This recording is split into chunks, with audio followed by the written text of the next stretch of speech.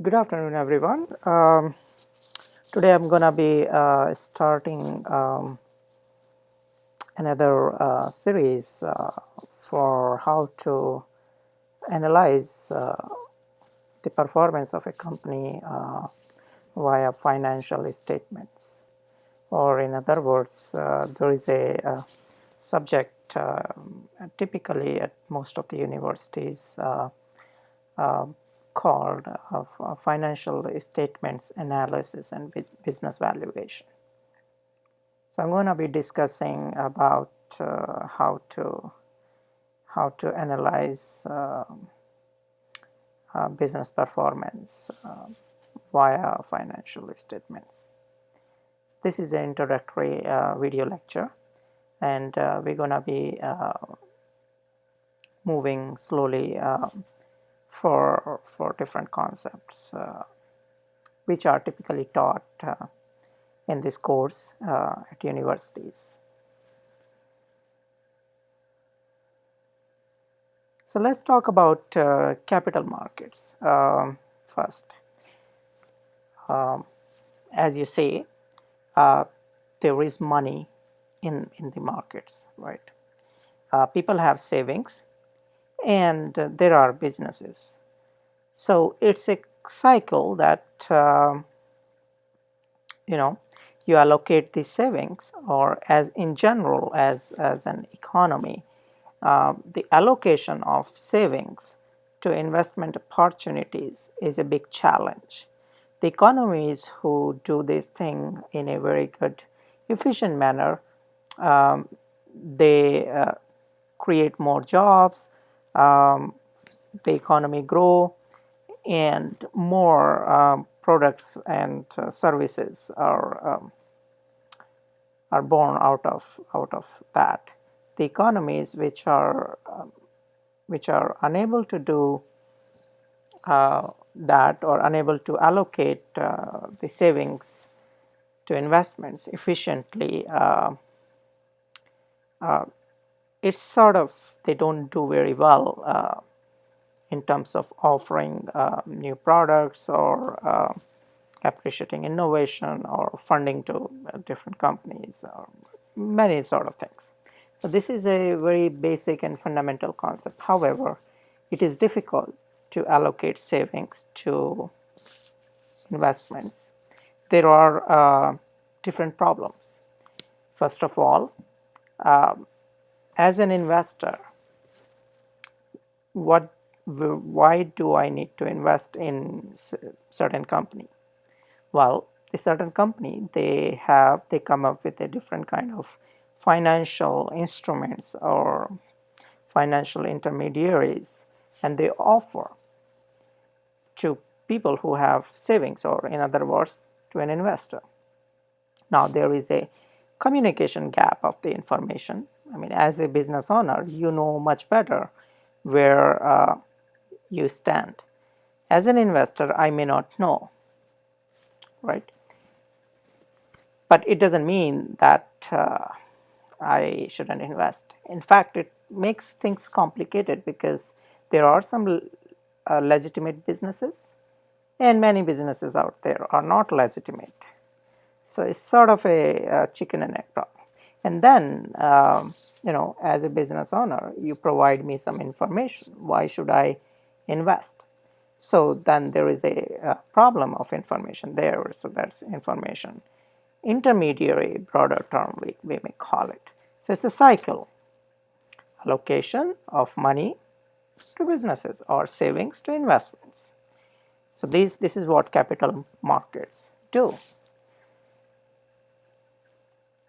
Now, in that cycle, the financial reporting plays a very important role in order to function um, both information intermediaries and financial intermediaries.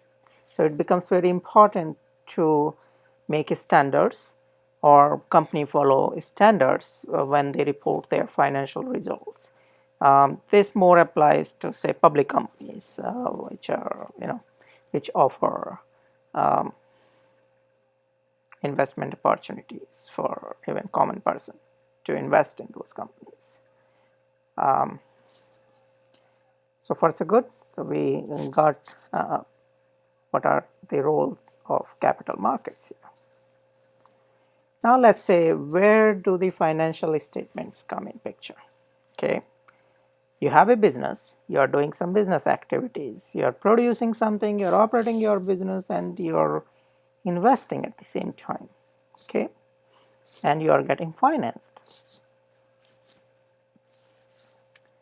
Now all this information goes to the accounting system, and whose job is to measure and report economic consequence of your business activities. And then out of these financial statements are born. Okay, in financial statements, the information about the company, managers input, what they're gonna do, what their future plans, where company stand financially, as well as market position, where company leads, what sort of distortions or what sorts of risk company has. All those sorts of information uh, is there in financial statements. Good.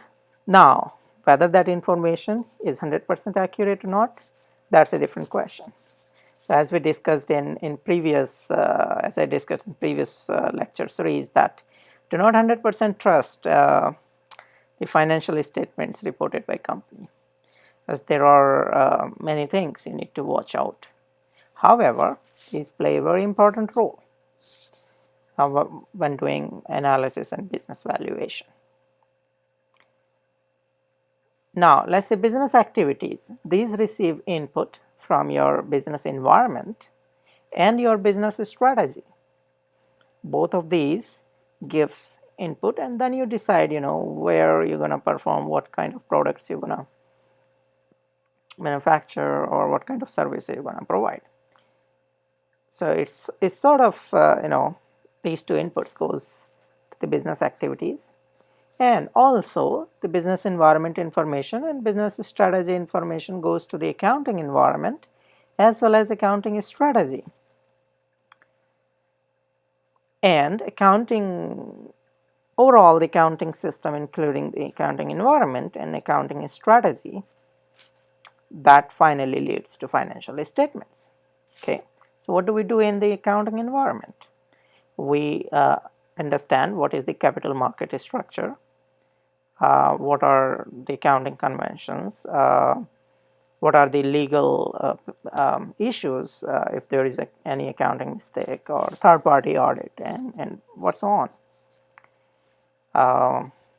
Capital market structure might be you want to list in New York Stock Exchange, or you may want to list in Hong Kong Stock Exchange, or different sort of similar things, how you want to structure your company before taking to the market, to the capital market. As accounting strategy is in the same way, that what kind of accounting policies you are there to use, what are different reporting formats, supplementary disclosures, and so on.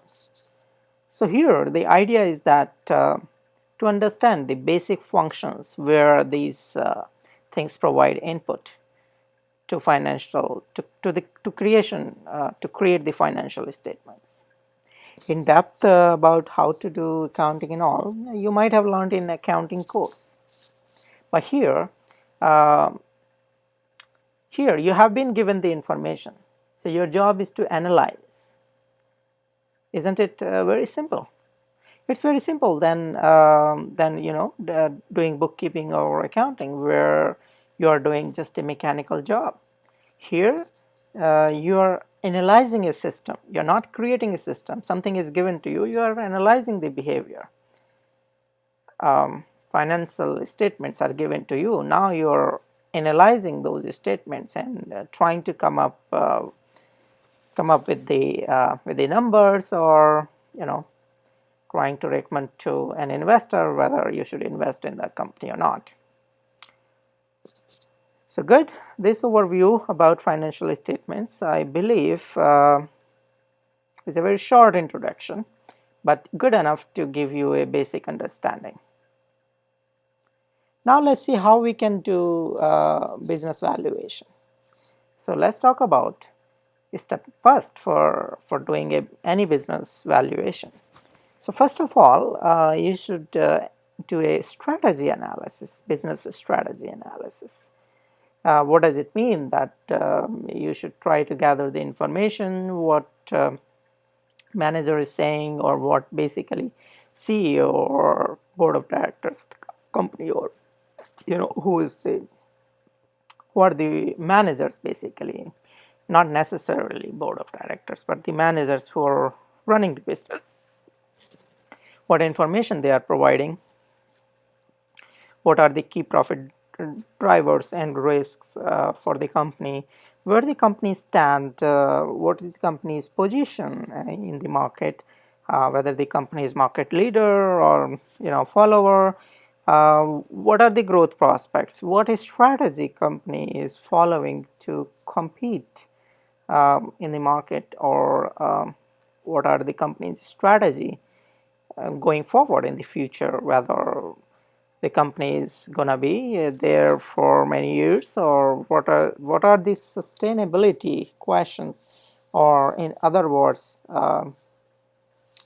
whether company is gonna be bankrupt or not in coming near future, all those sorts of things.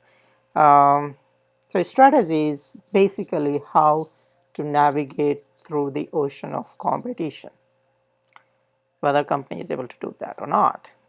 That's the first step.